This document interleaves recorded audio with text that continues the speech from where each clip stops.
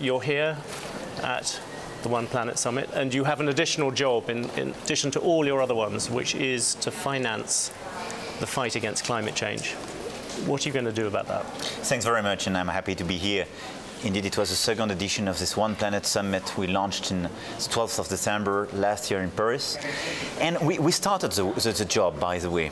And our objective to finance, our transition and our fight against climate change is to shift 1/3 of our global financing towards this transition. We started to do so last year, and we convinced 6 global sovereign wealth funds precisely to join such an initiative. So they issued new rules of investment. And now today you had several big investors and asset managers joining this task. And we've just created the Climate Finance Partnership, where governments, sovereign funds, and private investors decided to join and to shift 1/3 of the financing, all in all, towards these objectives. What we want to do now is to generalize this initiative, and our objective and the task given by the Secretary General to Jamaica and France is precisely to accelerate this move, because we need much more money to finance projects precisely to fight against climate change. One thing you talked about yesterday was you said maybe you wouldn't sign commercial accords with countries that had not signed the Paris Accords. Does that mean, for instance, that you wouldn't do a transatlantic trade deal with America? I think with America disrespecting Paris Agreement, for sure, I could not accept.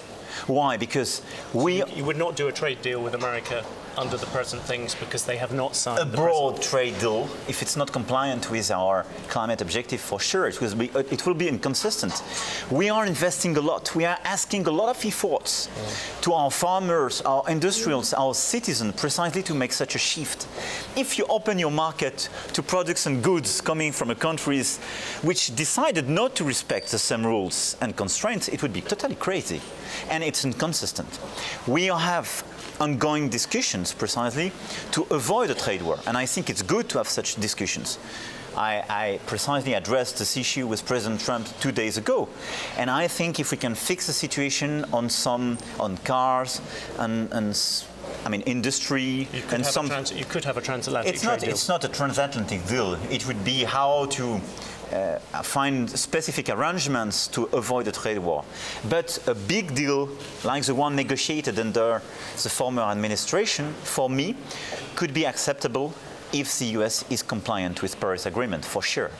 Can I ask you about another country? You had Theresa May here, you have Brexit, you have, for the first time from the Labour Party, at least the hint that you could have a second referendum. And my question to you is, if the British were to vote Remain, would you have us back? For sure. Even though you're luring or trying to lure all these bankers from the City of London to Paris, that would all go to one side and you would take us back? No, this is about history, not about, domestic interests. I'm not the one to decide such a move, and I do respect the choice of British voters. So I don't want to interfere in this debate about a second referendum and so on. But you would definitely take. I'm respectful, but I did regret this vote for the rest of Europe and for our very special relationship, as I'm used to say, for France and the UK. So for sure, but I think on the very short run, what we have to do is precisely to have a discussion following the lines of the existing referendum, which means a withdrawal agreement with a backstop for Ireland, and to find the best way precisely to monitor the next phases by respecting the rules of the European Union and a single market. But referring to such an option, I'm very clear.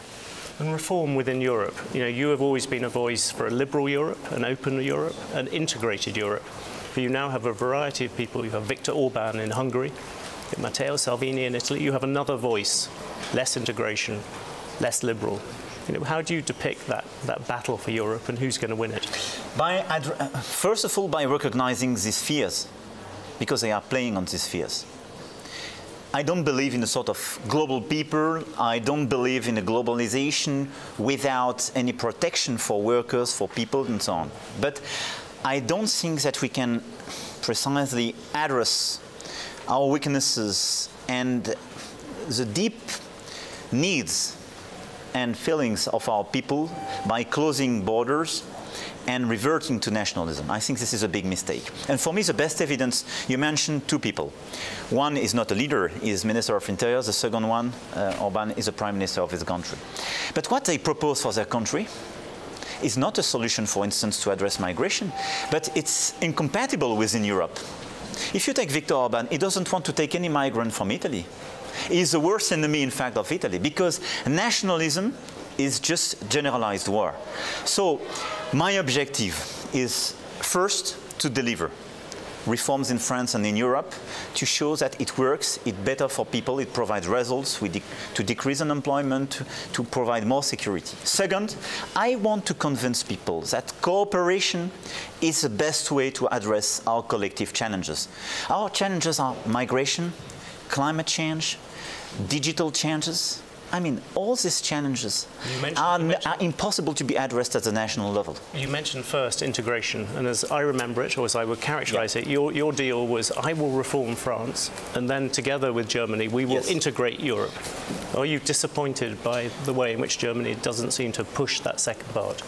No, because we signed a very important agreement in June this year in Meseberg, where we decided with Chancellor Merkel a very clear roadmap with more integration of the Eurozone, with a budget for the Eurozone, with an actual ambition for our industrial policy, our green policy as well, and big innovations. So I think now what we have to do is to deliver, to do the maximum before the end of this year, following this roadmap at the Council level. It will be a big debate for the upcoming European elections, and for me now, I have two objectives. Deliver a maximum of things following this roadmap and what I proposed almost day per day 1 year ago at the Sorbonne for Europe. And second, be sure that we define a very clear and ambitious mandate for the next Commission and the next European Parliament. And you think you can really persuade Europeans that that is something that they could believe in, a deeper European Union, one with stronger institutions in the middle? I always think I can persuade people. Because if you start doubting about your own ability to persuade people, it's finished. I mean, those who hate Europe, those who hate multilateralism and cooperation are very clear with themselves and very convincing because they are brutal and definitive.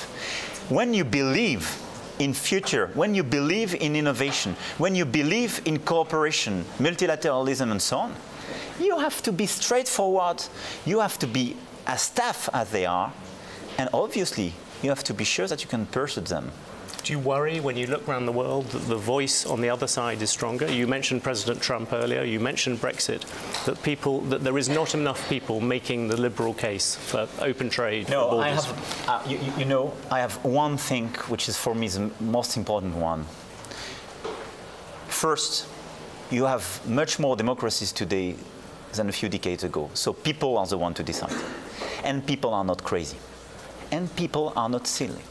And I think we have to tell the truth, and we have to highlight the fact that some perspectives are not the right answer to these current challenges, and we have to provide evidence of the fact that we can monitor these new reforms. And second, we have today, when I look at precisely our planet, we have 1.8 billion people under 30. We never had such a youth. This is a duty for all of us.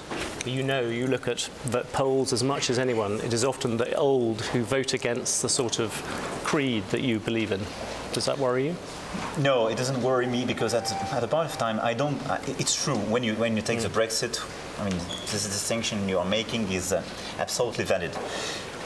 But at a point of time, it's because of the fact that those who explain, for instance, if I revert to Brexit, those who explain old voters, it's good for you to leave, just lied. And for me, the best evidence is that they just lived everything right after this decision. They didn't want to implement this decision.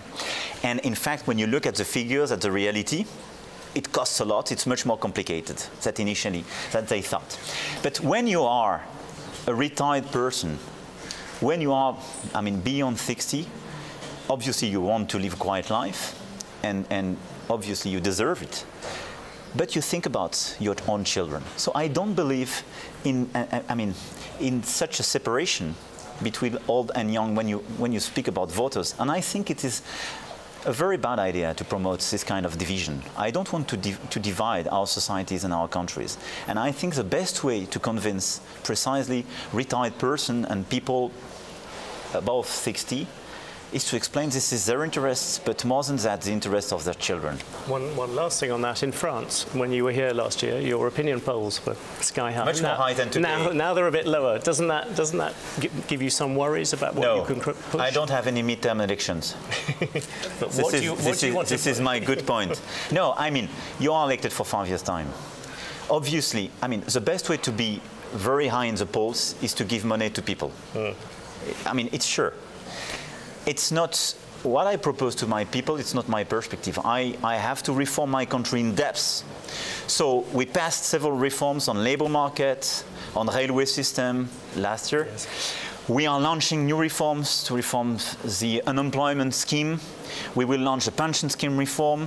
We will launch the energy reform. So we will exactly keep the same pace. We will rush to reform the country, but it's, I mean, for me, it's not a big surprise. You reform, some people disagree with your reforms, and you don't get the positive outcomes of this reform because you need time to do so. So I have a big advantage, is that I don't have any midterm elections. So I'm not driven by polls. I'm driven by long-term results for my country and my people, and I'm mission-driven. I'm not polls-driven. Sorry to be You're allowed to do that, so different. It'd be a fair result. It'd be a fair thing to ask you next year if you come back here, the next One Planet Summit, that if you will have got pensions reform, you would have got the unemployment things through by then. Exactly. So I have several of them. So I will have a One Planet Summit initiative in Nairobi first semester 19. Probably some of this reform will not be totally passed because we will be discussing at the Parliament. But for sure, in 1 year time, the pension reform and the unemployment reform will be done. Some very concrete proposals. President Macron, thank you very much for talking to Bloomberg. Thanks very much. Thank you very much. Thanks for giving me the opportunity to follow up. And be sure that France is absolutely convinced that we can make reforms in the country, we can transform Europe, and we can change this world. And I'm totally focused on that.